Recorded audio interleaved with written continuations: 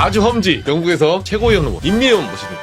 김부겸 후보가 대구시장 나왔잖아요. 근데 어느 유권자분인가 떨어져도 공약을 지켜달라고. 그 얘기 많이 들어요. 자기가 뽑은 국회의원들 차례 가서 요청을 했는데 안 되는 민원이 저희한테 와요. 그렇다고 해서 그분들이 다음 선거에 표준이 또 그것도 안 그렇죠. 다음부터는 찍어준 놈 찾아가세요. 그렇죠. 농담반으로 하는데 그런 장벽들이 영남의 곳곳에는 있습니다. 이 벽을 허물지 않으면 민주당은 이기기 어렵습니다. 영남의 유권자들도 민주당하고 대화할 수 있는 채널이 필요한 겁니다. 어제 유시민 작가 류 이재명 얘기도 하고 저는 이건 매우 의도된 발언이다. 이재명 정부가 산토끼를 향해서 적극적인 구애도 하고 그걸 가지고 설득을 좀 해주고 그래서 우리가 거리에 나설 때는 조금 더 당당할 수 있게 해주고 이러길 바랍니다. 집토끼와 산토끼를 왜 갈등 구조로 만드는지. 의원님 그 조곤조곤하게 워딩이 진짜 세게 말씀하셔서 부드러움 속에 셉니다. 네. 영국에서 아주 험지 네, 경북에서 밭을 갈다가 민주당의 어떤 선두주자로 지금 나서기 위해서 나왔는데요. 네, 민주당 최고위원 후보 임미연 모셨습니다. 반갑습니다. 네, 반갑습니다. 네. 제 소개. 네. 제가 오늘 고모님한테 배웠는데 네. 민주당을 더 넓게, 더 크게 최고위원 후보 기호 12번 임미애입니다. 아, 네, 12번이요? 12번인데 제가 전화를 걸었더니 네. 예수님의 12제자 생각하면 되겠구나 이렇게 얘기하시더라고요. 네, 그래서 내가 연필도 12자로 한 따스 꽉 차고 네. 1년도 12달 꽉 차. 오. 그래서 사람도 꽉 찬 12번 임미애입니다. 이렇게. 그렇죠. 아니, 이게 후보님들이 저희가 인터뷰해보면 각자의 그 네이밍 마킹법이 있더라고요. 네. 뭐, 김용 후보는 뭐 사직생 하면서 계속 사자 이 얘기하시고, 정민철 그러니까 최고위원 트랙은 아닌데, 청년인데, 청년 트랙은 없으니까, 네. 7번이더라고요. 네. 예. 국가대표 7번, 손흥민. 아, 다 갖다 붙이는 거예요, 지금. 그렇지 뭐 그거라도 해서 기억을 예, 이렇게 예. 각인시켜야 예. 뭔가 좀 살아남지 않겠어요? 의원님은 그 손흥민이 7번인 거 모르셨던 것 같은데? 아니 그거를 연결할 거라고 생각을 그렇죠, 안 그렇죠. 했죠. 보통 모르는 사람은 몰라. 네. 그러니까 이거는 축구를 모르는 사람은 또 몰라요. 근데 각자 자기 좋아하는 거 붙이는 거예요. 네. 예수님의 12제자 그렇죠. 12번입니다.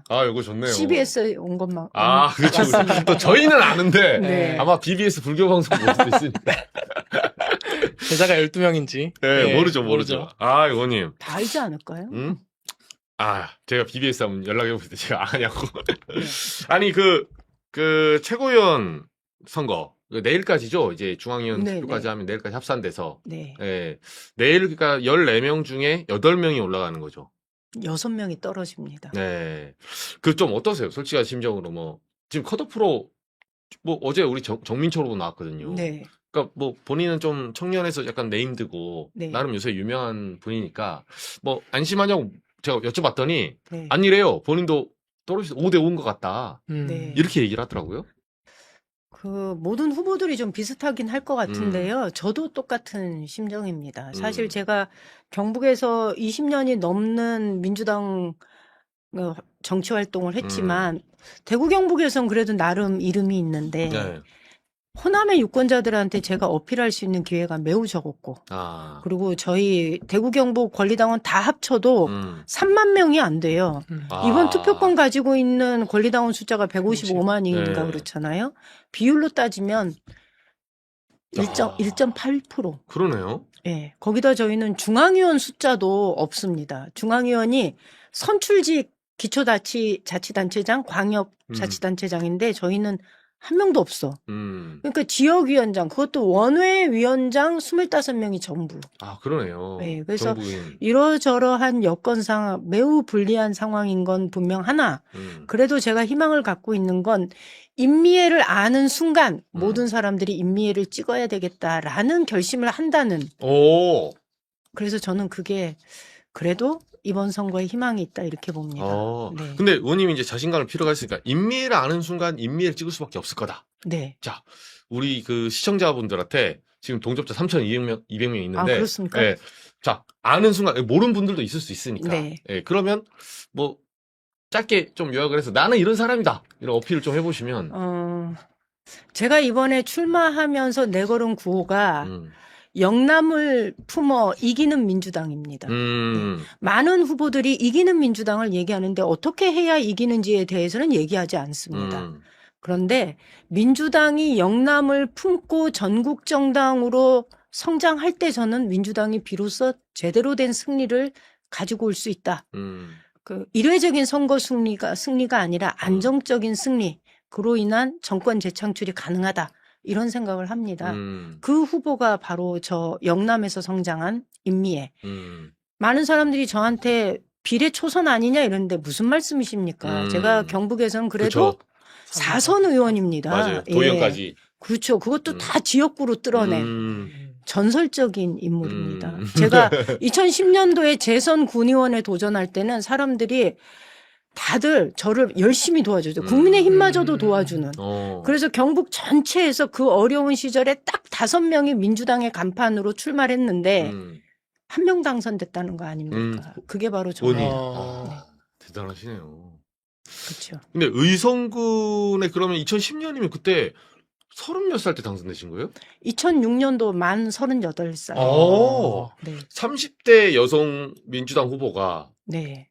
경북에서 험진. 네. 야. 그리고 2018년도에는 경북 도의원 지역구로 당선이 되었고 완전히 우리 그래도 경북 의성에선 뒤집어지는 그러네요. 일이었죠. 22년도에는 당의 부름을 받아서 도지사 후보로 출마를 했습니다. 물론 뭐 짐작하시는 대로 똑 떨어졌지만 당시 대통령 선거에서 패배하고 모든 지지자들이 그쵸. 예, 시리에 빠졌었죠. 지방선거에 전혀 참여할 의욕이 생각이 없었죠. 없었어요. 맞아요. 그런 상황에서 103명의 이 후보들을 이끌고 야전 사령관으로서 예, 선거를 이끌었던 경험이 있습니다. 우리 김 기자님 혹시 또 출기자로서 임 의원 보시니까 좀 궁금한 거 있으시면.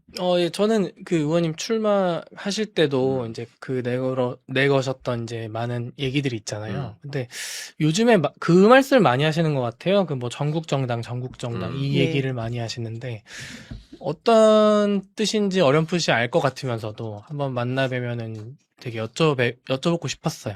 자세히 어떻게 생각하시는지, 어떻게 민주당이 설명할 수 전국 정당 있는지. 되는 거. 네. 저는 전국 정당 그러면 사람들이 그러면 영남에서도 이기는 거 얘기하나? 맞습니다. 그런데 전국 정당의 꿈은 사실 제가 만들어낸 네이밍이 아니라 김대중 대통령이 그 끊임없는 동진 정책으로 이 영남의 그 문경세제 이 세제령을 넘어서 영남의 유권자들을 아우르는 이 정당을 만들려고 매우 애를 썼거든요. 그렇죠. 예. 그리고 그 정신을 이어서 노무현 대통령은 부산에서 지역주의 장벽을 뚫어보겠다라고 나섰던 거고.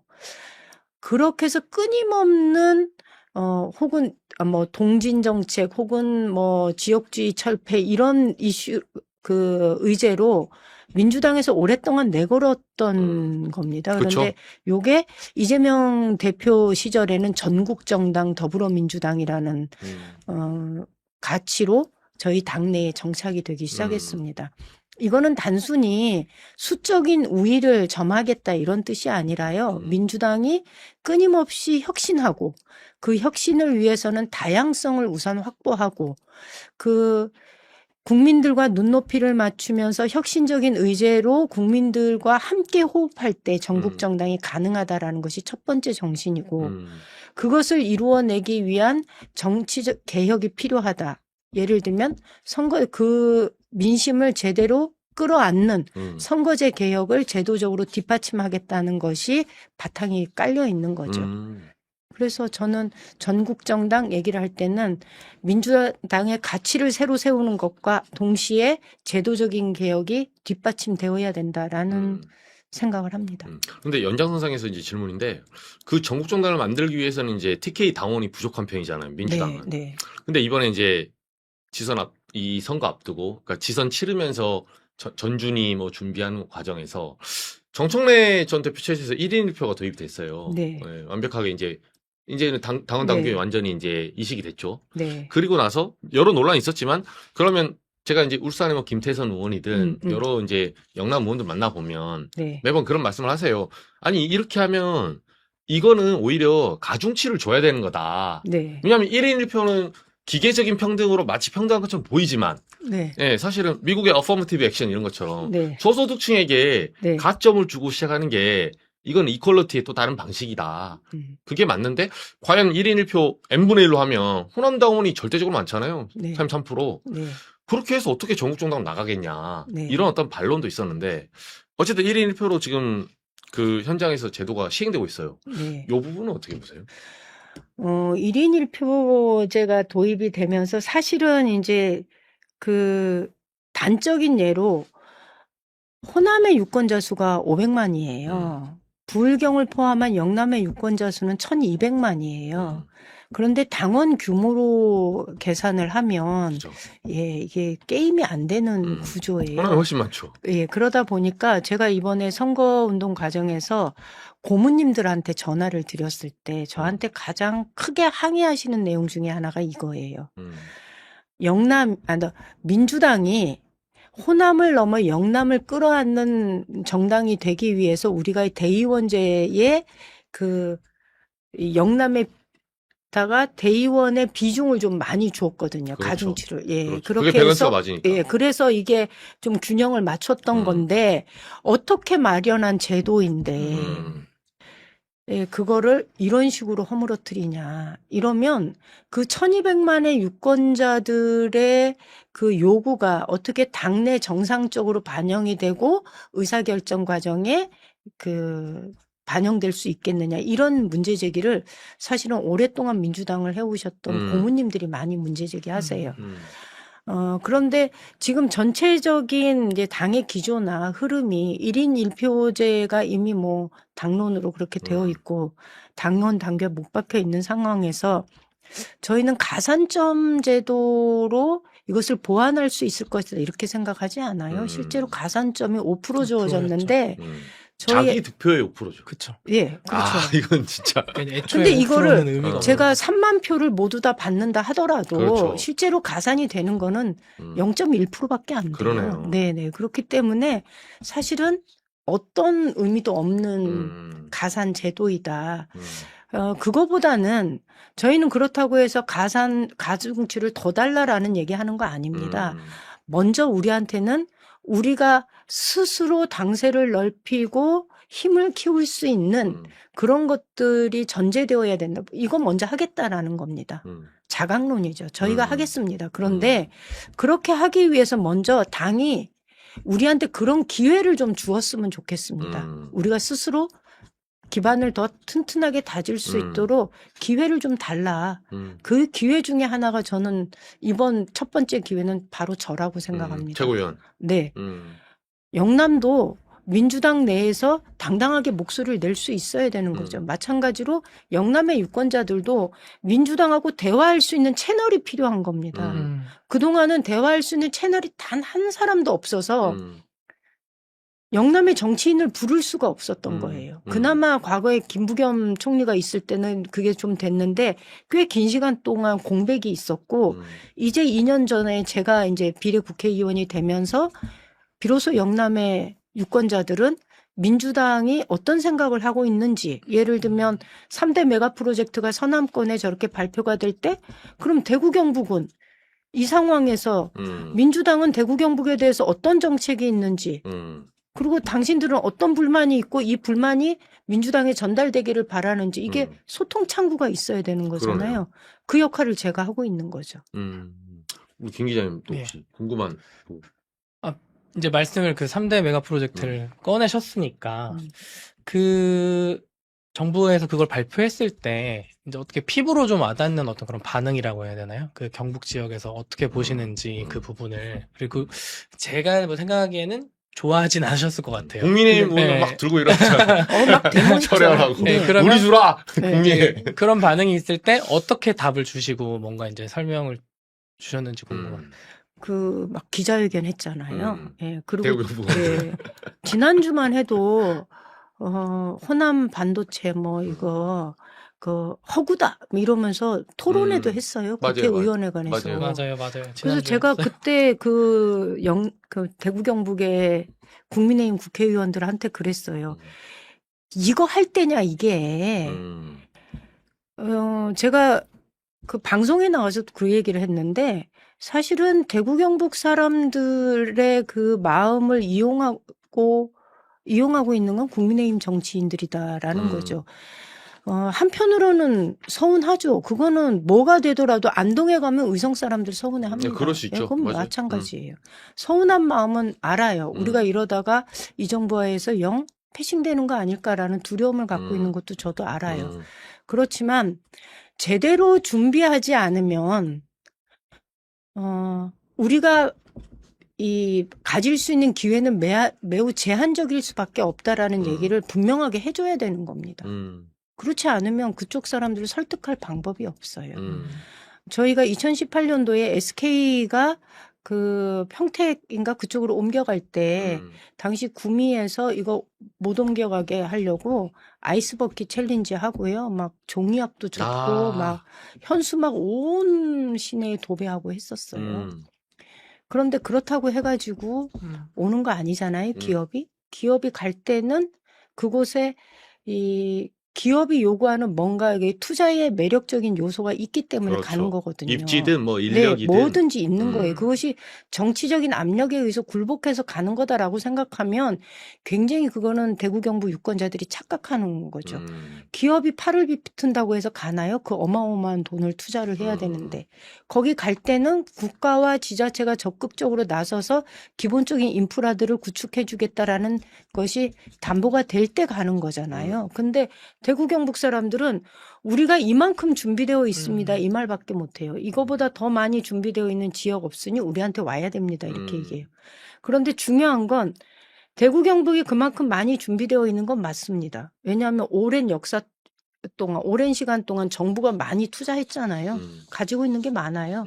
그런데 가지고 있는 게 많다고 해가지고 지금 국제 그 산업의 흐름상 기업에 요구하고 가지고 있는 것하고 맞아떨어지지는 않아요. 미스매치가 생기거든요. 지금 기업이 요구하고 있는 것이 무엇인지를 정확하게 알고 그것을 준비하지 않으면 번번이 우리는 실패할 수밖에 없다. 그러니 정치권은 지금이라도 나서서 준비해야 된다. 국제 트렌드를 읽고 제대로 된 준비하지 않으면 우리는 낙오할 수밖에 없다라는 얘기를 합니다, 제가. 근데 이 얘기를 만약에 호남의 정치인이 하면 영남의 유권자들한테 그게 맥힐까요? 안 맥혀요.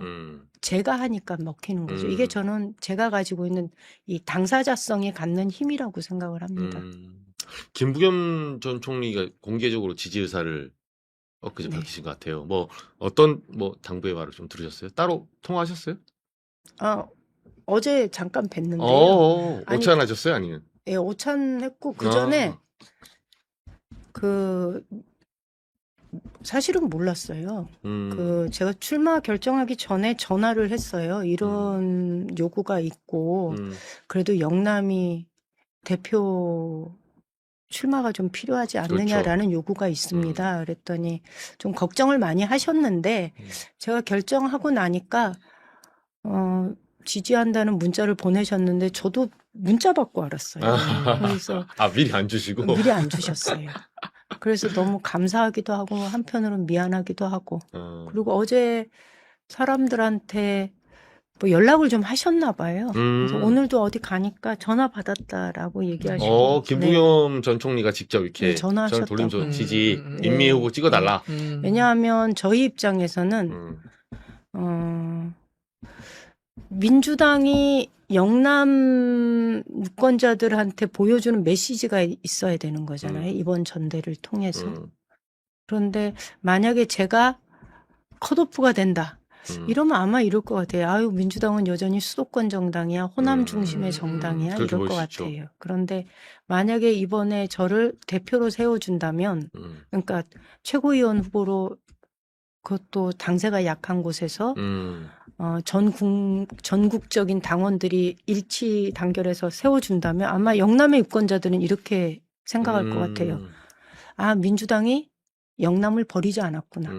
그래도 이재명 정부가 영남에는 진심이구나. 이런 메시지로 저는 읽힐 거라고 봐요. 그러네. 반대로 국민의힘에서 이제 호남 출신 만약 최고위원 원외가 들어온다면 네. 당연히- 근데 그것도 지명직이 아니고 선출직으로 선출로. 들어온다면 대단한 격변이죠, 만약에. 그렇죠. 음, 그거를 되게 놀라워하면서 왜 민주당에서는 선출직으로 영남에 음, 후보 만들어야 안 될까요? 맞네요. 아니, 그 지선 때 그 짤방이 웃긴 게 있었는데 뭐냐면 김부겸 후보가 이제 네. 대구시장 나왔잖아요. 네. 근데 어느 유권자분인가? 그분이 가면서 떨어져도 공약을 지켜달라고 어, 기억나시죠? 그 보셨어요 혹시? 봤죠. 네, 그거 어떻게 보세요? 그리고 저희 사실은 가슴 그런 거, 아픈. 그 얘기 많이 들어요. 네. 근데 떨어져도 떨어졌는데- 공약을 지킨다는 게 이 말이 되나요? 그럼 선거를 뭐하러 해요? 그렇죠. 그냥 지면 되지. 근데 저희 선거 떨어졌는데도 와가지고 네. 약속했으니까 해달라는 얘기를 사실 굉장히 많이 들어요. 아, 진짜요? 네. 어. 그런데 그럴 때는 저도 단호하게 얘기하죠. 네. 아니 그 선거도 아니, 뭐를? 뽑아주고 얘기를 해야 되는 거 아니, 아니야? 그러니까 그게- 상식적으로. 그게 그분들한테는 그게 상식적이라고 생각하지 어. 않는데 이런 거죠. 어. 그 선출된 권력이 갖는 힘이라는 것, 부여받은 권력이잖아요. 그렇죠. 예. 이 권력은 무한 책임을 가지고 있는 거거든요. 근데 나는 선출되지 않았어. 그렇죠. 어떤 권한도 부여받지 않았어. 그렇죠. 그럼 내가 뭘 할 수 있겠습니까? 원권이죠. 예. 네. 그래서 저는 사실은 아무것도 할 수 없습니다. 아. 뭔가를 도울 수는 있으나 음. 그것을 저한테 요구하실 게 아니라 찍어준 분한테 가시는 게 맞습니다. 이렇게 얘기하죠. 이게 표현이 좀 겸손하고 훨씬 좋네요. 그러니까 네. 속으로는 화도 나잖아요. 무슨 네. 소리 하는 거야. 찍어주지도 않고. 이렇지만 네. 이걸 승화시킬 때, 제가 도울 수는 있겠지만 선출 권력의 권한이 없기 때문에 네. 저는 이렇게 여기서 하는 건 한계가 있습니다. 예. 요게 조금 그분에게 마음도 누그러뜨리면서 설득력 있는 말이네요. 제가 국회의원 되고 나서 제일 많이 찾아오는 민원 중에 하나가 이런 거죠. 자기가 뽑은 국회의원들, 군의원, 시의원, 도의원들한테 여러 차례 가서 요청을 했는데 안 되는 민원이 저희한테 와요. 왜요? 여당이라서. 안 되니까. 안 된 비례대표. 아니, 그러니까 갈 데가 없으니까 이제 오는 거죠. 그냥? 예. 그런데 저희는 또 되게 그런 민원에 있어서 최선을 다하는 모습 보이잖아요. 들어주고. 네. 그리고 피드백도 정확하게 해주고 또 제가 저희 직원들하고 그 얘기해요. 현안의 경우 일주일 단위로 체크해라 이렇게 하거든요. 공무원들은 까먹어요. 까먹죠. 그렇죠. 네, 그렇죠. 제가 군의원을 해봐서 아는데 정기적으로 체크하지 않으면 그 공무원도 까먹거든요. 까먹죠. 예, 그래서 체크를 해서 예를 들면 동해안의 어민들이 요구했던 조업금지구역 설정 문제도 이제 좀 가시권 안에 들어왔어요. 뭐 이런 성과들을 내니까 뭐 이렇게 얘기를 많이 하시거든요. 그때 전 들으면서 그래요. 아니 찍을 때는 엉뚱한 놈 찍어놔 놓고 왜 일 시킬 때는 평생 한 번도 안 찍어봤죠 민주당. 네. 그런데 꼭 일 시킬 때는 민주당한테 그쵸. 와갖고 그런 얘기 하세요. 아는 거죠. 네. 다음부터는 찍어준 놈 찾아가세요. 그렇죠, 그렇죠. 이 얘기 그냥 저도 농담 반으로 하는데 어. 그럼 그분들이 되게 미안해하면서 민주당 정치인이 일하는 게 다르다라는 얘기를 굉장히 많이 하세요. 참 난감하시면서도 이게 험지라는 경북에서 활동하시는 게 이런 난감함도 있고 한편으로는 그걸 나도 화도 나고 나도 사람인데 네. 근데 또 내치기도 그렇고 이분들을 못 내쳐요. 장기적으로 설득해야 되고 네. 야 이게 민주당에서 근데 또 그렇다고 해서 그분들이 다음 선거에 표주냐 또 그것도 아니에요. 그렇죠. 그리고 또 민원 해결해주면 또 국민의힘 찍어. 네. 왜? 약간 좀 민원 그런 게 해결해주니까. 약간 햇볕 정책 같은 건가? 아니 내가 볼때 거의 옆에서 난로를 밀착해서 틀어야지 이걸 애매하게 멀리서 트니까 옷도 안 벗고. 그러니까요. 근데 이거는 제가 듣다 보니까 의원님 말씀 들으니까 약간 좀 저희 그냥 농담 어린 성격인 그 말인데 이거는 안 좋은 리피티드 게임이에요. 왜냐면 떨어져도 민원 들어주는데 뭐하러 당선시켜줍니까? 임미애 의원은 떨어져도 들어주는 사람이더라. 그럼 다음에 또 떨어뜨리고 또 민원하면 되지라고 생각할 수 있지 않을까요? 아니 근데 사람은 안 그래요. 안 그래요? 사람의 마음은 네. 그렇게 저를 찾아왔을 때는 굉장히 절박한 사람이잖아요. 그리고 자신의 그 절박함을 들어주면 사람들의 마음은 그렇게 그렇진 않아요. 지성이면 감천인가요? 그리고 대구 경북의 유권자를 들고 보수 꼴통 이런 얘기 하시는데요. 그분들 중에 다수가 뭐 물론 이념적인 그 성향에 매몰돼가지고 그런 선택을 하는 분도 있지만 그렇지 않은 분들도 많아요. 그리고 그분들은 다수가 민주당 정치인을 경험해 보지 못한 분들이 많아요. 그렇죠. 한 번도 자기 옆에 민주당 국회의원, 군의원, 도의원이 있어 본 적이 없어요. 맞아요. 정치 효능감을 느껴본 적이 네. 없죠. 2016년도에 우상호 의원이 원내대표가 되면서 그때 경북 의성에 마늘 캐러 30명이 넘는 국회의원을 쫙 이끌고 의성 저희 마늘 그 밭에 쫙 흩어져갖고 마늘을 캔 적이 있어요. 오. 근데 그때 공무원들이 다 끝난 다음에 저한테 한 말이 있어요. 민주당 국회의원 처음 봤어요. 그런데 국회의원이 저렇게 일 열심히 하는지 몰랐어요. 국민의힘 의원들 오면 이게 의전하고 네.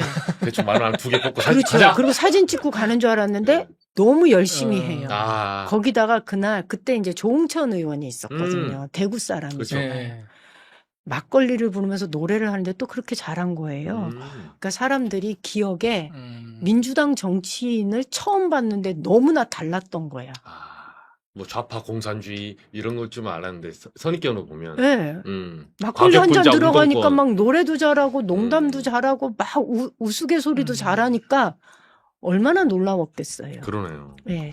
아직 그런 장벽들이 영남의 곳곳엔 있습니다. 이 벽을 허물지 않으면 민주당은 이기기 어렵습니다.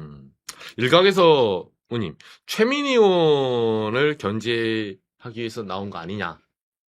최고위원 후보 중에 이건 어떻게 보십니까? 저는 한 번도 최민희 의원이 제 경쟁자다고 생각을 해본 적이 없어요. 경쟁에 그거는- 까미 안 된다는 거예요? 아니면 아니 최민희 그거는 의원- 아니고요. 네. 깜이나 이런 거는 제가 학교 선배님이세요. 네. 예, 그리고 평상시 저를 무척 아껴주시기 때문에 그러세요? 그런 건 없는데 아까도 말씀드렸지만 저는 그래도 영남에 경북 의성에서 지역구로만 3선을 한 3선 의원입니다. 그래서 그렇죠. 우리 지역에선 저보고 군의원 할 때도 국회의원급 군의원, 도의원 할 때도 국회의원급 도의원이 그럴만하네요. 있습니다. 네. 예. 그러니 현장에서 잔뼈가 굵은 그리고 대화가 되지 않는 사람들을 설득하면서 정치를 해온 저와 최민희 의원님과는 삶 자체가 달라서 그것을 비교해서는 안 된다라는 생각합니다. 비교를 뭐 하지 말라면 최민희 의원은 그 현장에서 이렇게 실제 체험을 하면서 많이 그분은 음. 언론개혁 쪽에 방송 쪽에 그쵸. 일을 하셨고 저는 또 그쪽 분야는 몰라서 네.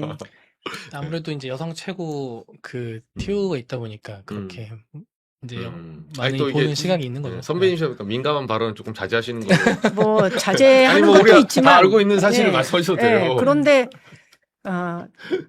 다르다. 다르다. 음, 경험이 다르고 틀렸다 아니라 다르다. 네, 경험이 다르고 역량이 다르다. 그리고 뭐 이런 얘기 들으면 그러지만 최민희 의원님 의성에 오셔서 선거 한번 해보시라. 그러면 이거 괜찮죠. 네, 그러면 네. 임미애가 어떻게 이 험지를 뚫고 살아왔는지 그렇죠. 이곳에서 어떻게 해서 이길 수 있었는지 그렇죠. 한번 경험해 보시라. 이건 이 중요합니다. 얘기 꼭 드리고 이건 싶습니다. 중요합니다. 제가 국민의힘을 오래 출연했는데요. 네. 국민의힘에 까방권 가진 분이 몇 분 있어요. 그 중에 한 분이 누구냐면 신상진 의원이거든요.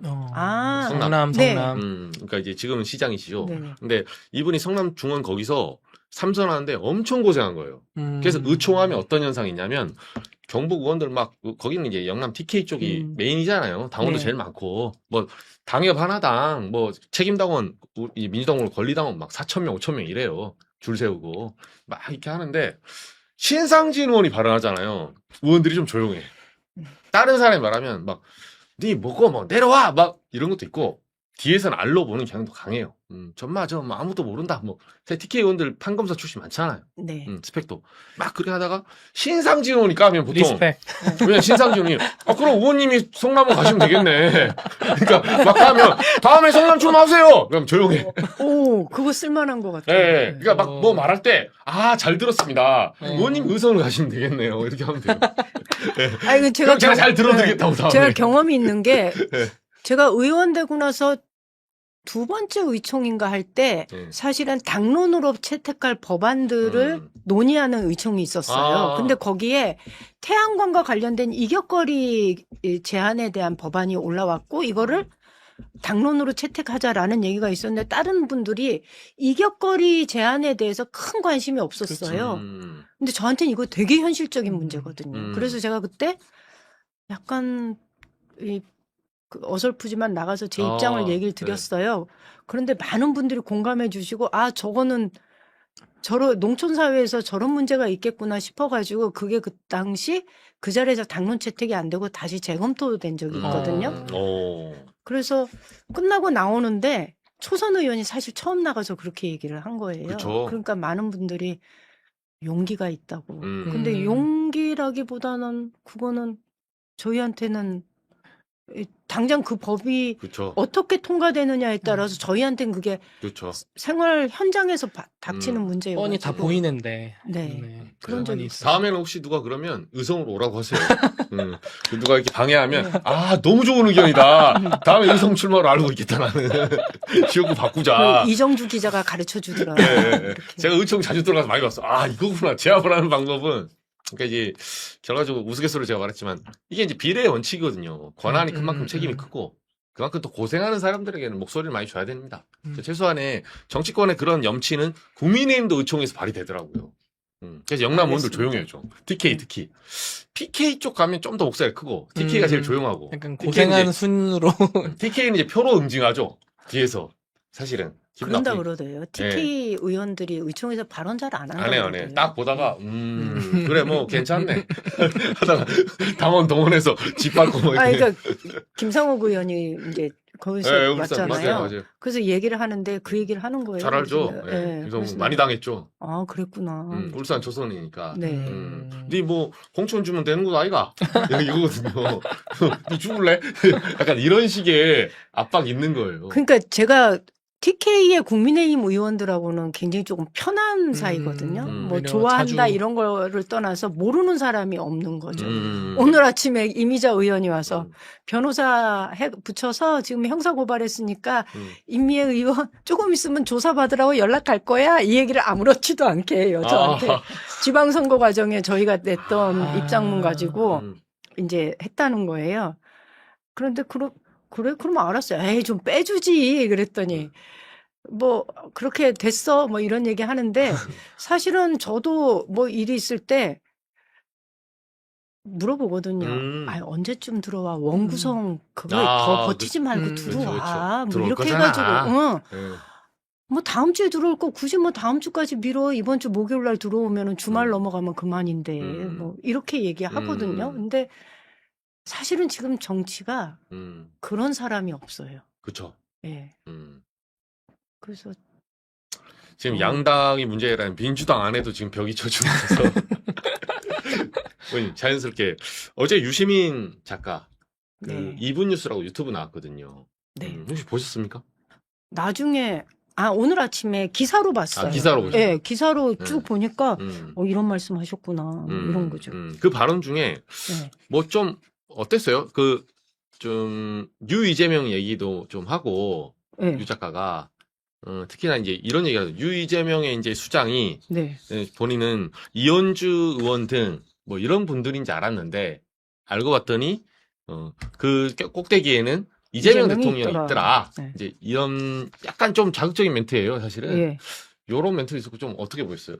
저는 사실 유 이재명 뭐 이런 얘기들 막 나올 때 별로 그렇게 큰 관심 두지 않았거든요. 뭐 당연히 안 찍었는데 이재명을 지지하는 그룹들이 저희 경북에서도 보면 많이 생겨나고 있기 때문에 이재명 정부에 대한 기대감도 막 높아지기 때문에 뭐 그들을 그냥 통칭해서 유 이재명 그러는가 보다 이 정도였는데 그렇죠.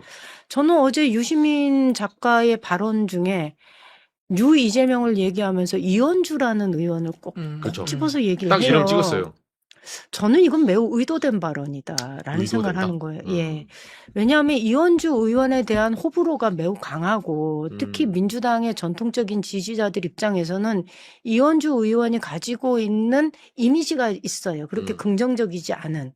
당적을 많이 바꿨으니까. 네네.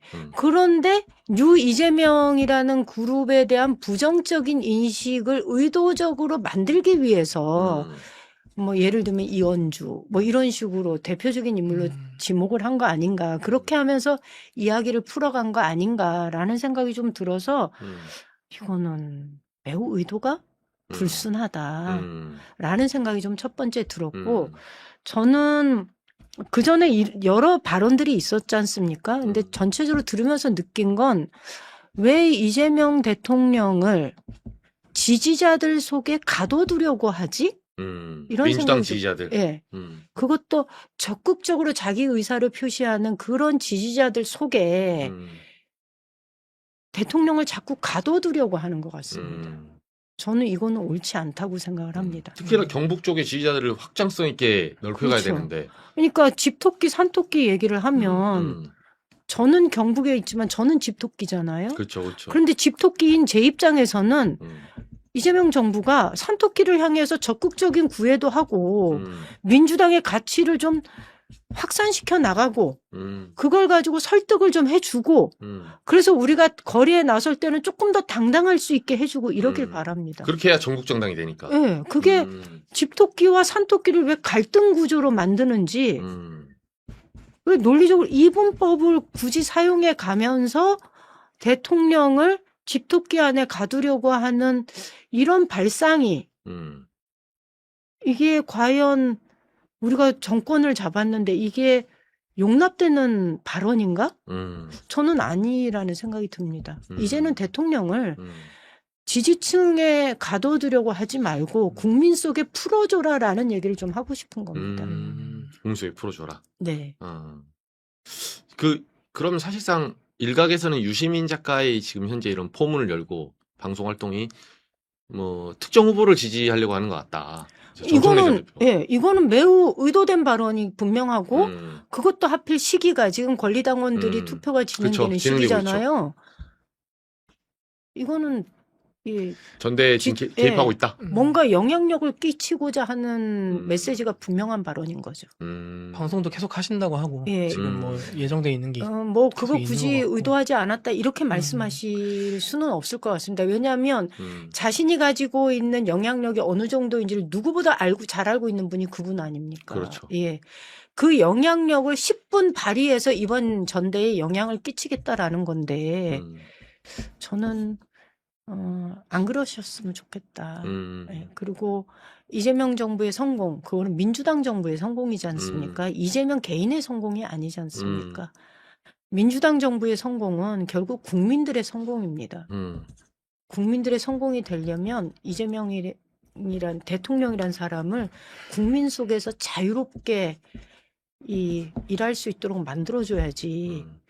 그것도 다른 것도 아니고 검찰개혁이라는 단일한 그 이슈 하나 가지고 자꾸 지지자들 속에 가둬두려고 하는 것 자체가 저는 바람직하지 않다. 그리고 뭐 보안 수사권 문제와 관련해서는 여러 이야기가 있지만 아니 제가 대통령이어도 그래요. 내 의지는 분명하다 하더라도 국민들 사이에서 여러 우려가 나타나면 그 우려에 대해서 좀 심도 깊게 논의하고 검토해보는 자세가 기본 아닌가요? 그래서 정당에다가 민주당에다가 수기하십시오라고 하면 수기하면 되지요. 근데 그것을 개혁의 의지가 없다. 그러니 네가 질질 이끌고 1년이나 이러고 있는 거 아니냐라고 비난을 하는 것이 과연 옳으냐. 대통령이라면 응당, 국민들이 갖고 있는 우려에 대해서 심사숙고하는 것이 맞고 제가 경험한 당대표 시절에 경험했던 이재명의 리더십은 충분히 수기하는 리더십입니다. 대표적으로 24년 총선 앞두고 병립형과 연동형을 가지고 온 시민사회가 맞아요. 싸움을 하고 거기다가 정치권에 특히 대구 경북에서는 병립형을 주장을 했었습니다. 그렇죠. 비례대표. 네, 그렇죠. 그러니 얼마나 고민이 됐겠어요. 이거 굉장히 여러 달 끌고 이거 논의를 많이 했어요. 그러다 결정적으로 24년도에 총선 시기 임박해서 준연동형으로 결정을 하면서 병립형을 주장했던 대구 경북의 당원들한테 뭐라고 얘기했냐면 준연동형인데 대구 경북의 당원 동지들이 만약에 권리당원 투표를 해서 경선을 통해서 여성 한 명, 남성 한 명 비례 후보 추천하면 비례번호 부여하겠다라고 얘기를 했고 그래서 선택된 사람이 저예요. 그래서 제가 들어왔거든요. 그리고 24년도에 금투세 논란과 맞아요. 관련해서도 왜 이거 이렇게 결정 안 하지? 할 정도로 충분하게 수기하는 기간을 가졌어요. 맞아요. 이게 저는 이재명의 리더십이었거든요. 근데 그거와 비교를 하면 정청래의 리더십은 선언하고 내 편, 남의 편을 내 갈라치. 선언에 따라오면 내 편, 아니면 반개혁적인 남의 편 갈라치기 하고 저는 이거는 옳은 리더십이 아니라고 봅니다. 야, 의원님 그 조곤조곤하게 워딩이 진짜 세게 말씀하셔서 야, 오늘 글을 쓰는 김태형 기자는 뭐 지금 한박 웃음을 짓고 있는데 예, 워딩이 굉장히 세게 나오네요. 조곤조곤하지만 이게 제가 내공이 있으십니다. 부드럽지 않나요? 아니, 부드러워요. 부드러움 속에 뭔가 셉니다. 네, 말씀은, 진짜 부드러운 네. 칼을 맞은 느낌이에요 지금. 아, 네. 이게 저 듣다 보니까 제가 왜냐면 인터뷰하면서 이렇게 글로 쓰거든요. 근데 네. 글로 쓴 내용은 엄청 세게 나오는 맞아요. 이게 목소리는 굉장히 부드러운 이게 동화책 읽는 그런 목소리를 말씀하시면서 야 오늘 이런 어떤 아무튼 최고위원 나오셔서 좀 더 그런 연설이나 이런 거는 대중연설 이런 것도 이제 있고 컷오프 이제 끝나고 본경선 가시면 좀 더 이제 토론회도 더 많잖아요. 네. 네. 마지막으로 뭐 임미애가 최고위원이 돼야 되는 이유 꼭 내가 다른 사람보다 스페셜한 부분이 이거다. 나만이 할 수 있다. 아까 이제 그 부분도 있지만 마지막 우리 시청자분들 그리고 민주당 지지하는 분들에게 한 말씀 해주신다면. 많은 사람들이 제가 가지고 있는 장점 중에 하나가 좀채 우호적이지 않은 영남의 유권자들하고 어떻게 소통해야 되는지 그리고 어떤 의제로 이들을 설득할 수 있는지를 몸으로 경험하고 그 언어가 일상의 언어로 잘 체화되어 있다라는 이야기들을 많이 해주십니다. 일상의 언어로 체화되어서 민주당의 우호적이지 않은 유권자들과 대화할 수 있는 최고위원 그게 바로 저 임미애이고 그리고 서두에도 말씀드렸지만 민주당이 영남을 끌어안지 않으면 민주당은 이기기 어렵습니다. 28년 총선 저희 반드시 이겨야 됩니다. 그래야 정권 재창출 가능합니다. 승리할 수 있는 카드가 저는 최고위원 후보 기호 12번 임미애다 이렇게 생각합니다. 2028년 그러니까 총선 승리의 디딤돌이 임미애다 이렇게 되겠네요. 네. 네. 전 아마 제가 최고위원이 되면 대구 경북에 요즘 후보 나온 것만 해도 대구 경북의 온 언론에서 과연 지명직의 그 한계를 뛰어넘는 선출직 최고위원이 당선될 수 있을 것인가? 이게 저희 지역 언론의 헤드라인이거든요. 그러네요. 네. 굉장히 의미가 있는. 네. 향후 총선 승리를 위해서.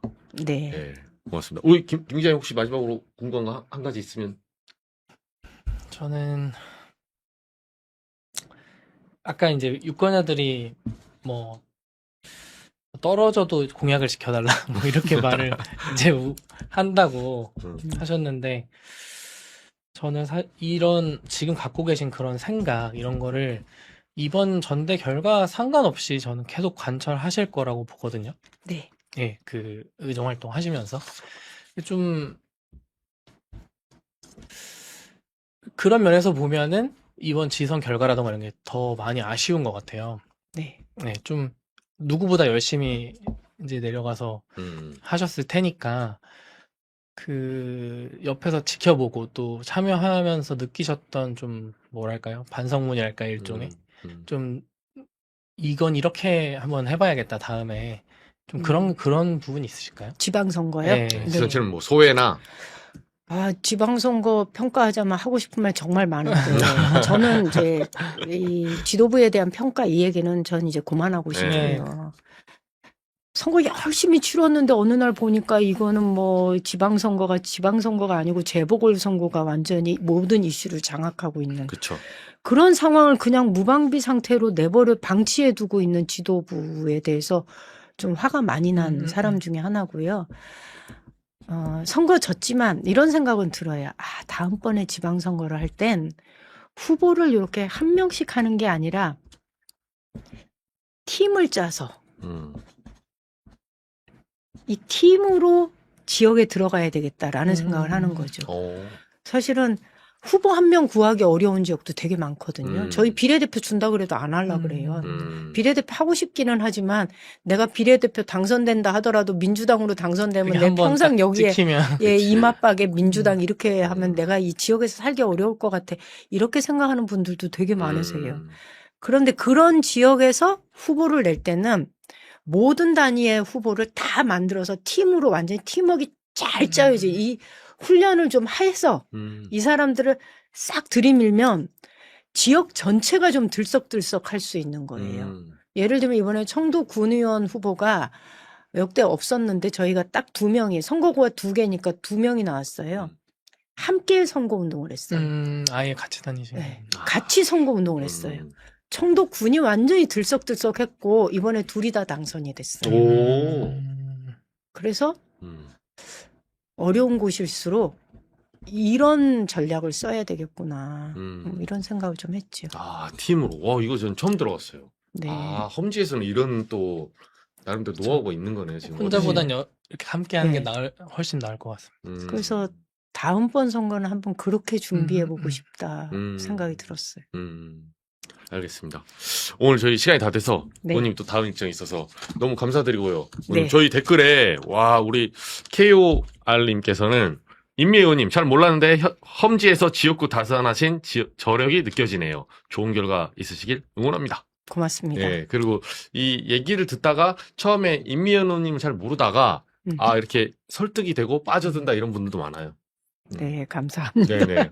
물론 스포츠에서는 안 들어왔는데, 네. 저희 의원님들한테 스포츠 많이 안 들어와서, 저희가 따로, 의원님 혹시 나중에 후원금, 계좌 열었어요, 혹시? 원래 의원이. 원래 계좌가 있는데. 네, 비례대표 있으시죠? 네네. 다 차셨나요, 그러면? 아니요, 안 쳤죠. 이럴 때 좀 들고 나오셔야 돼요. 물론 우리가 저희가 쫌쫌다리 채널이라서 별건 아닌데, 혹시 본선 가시면, 또 한번 초대할 때 이렇게 들고 나오세요. 요게 꼽는 데죠? 네. 아닌가요? 네. 알겠습니다. 계좌를 하나 들고 나오시면 저희가 세팅을 해둘게요. 네, 알겠습니다. 후원금 절대로 꽉 차지 않았습니다. 그렇죠, 비례대표들은. 네. 그래서 이제 후원 계좌가 좀 정민철 후보도 원해니까 어제 그 고민을 많이 하더라고요. 그렇죠. 너무 안타까워요. 네.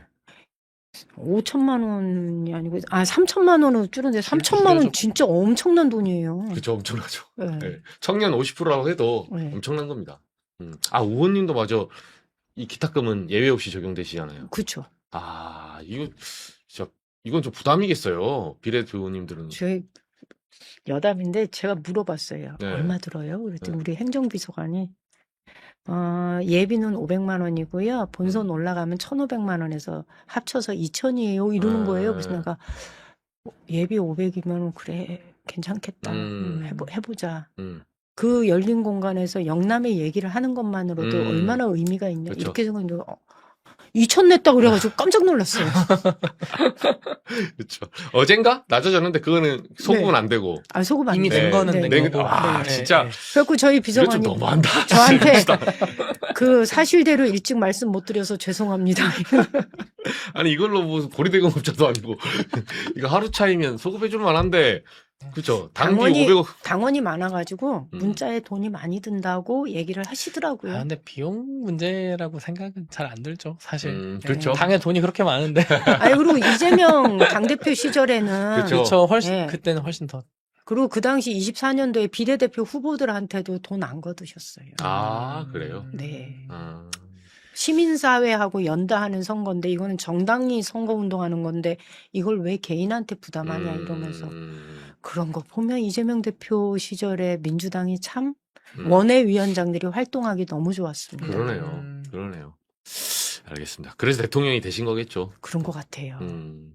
우리 특히 대구 경북의 원외위원장들은 이재명 당대표 지금은 대통령님에 대한 애정하는 마음이 굉장히 큽니다. 그러네요. 알겠습니다. 오늘 너무 긴 시간 감사드리고요. 내일 이후에 이제 발표하는데 꼭 그 본선 올라가시 기원하겠습니다. 기도할게요, 저희도. 네, 다음에 여기 후원 계좌 꼭 네, 다시 오겠습니다. 나오셔야 본선에서 되니까. 오셔서 후원 계좌 딱 하고 최고위원 되셔서 후원 계좌 하시는 날을 고대하면서 저희 다음 시간에 뵙겠습니다. 예, 고맙습니다. 고맙습니다. Go